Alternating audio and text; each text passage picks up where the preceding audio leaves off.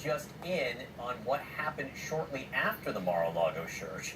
Former White House Chief of Staff Mark Meadows began turning over items to the National Archives. This is different, right? So let's get the reporting on this from CNN's Kristen Holmes. She's been working the story and joins us now. Kristen, what have you learned?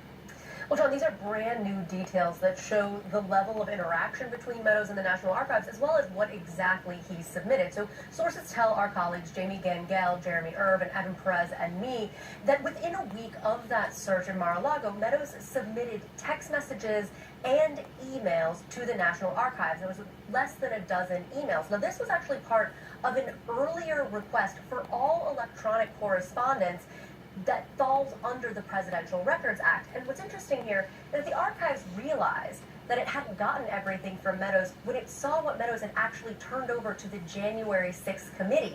And that's when they started putting in that earlier request.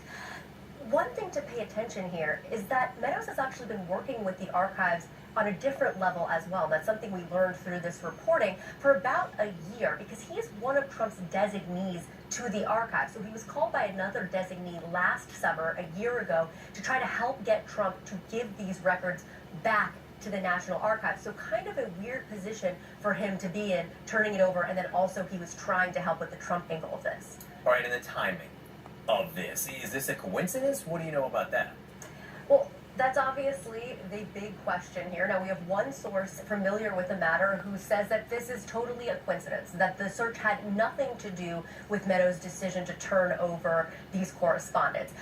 But another source, who is also familiar, said could be a coincidence, but we did get far more after the search than we had ever gotten before with this request.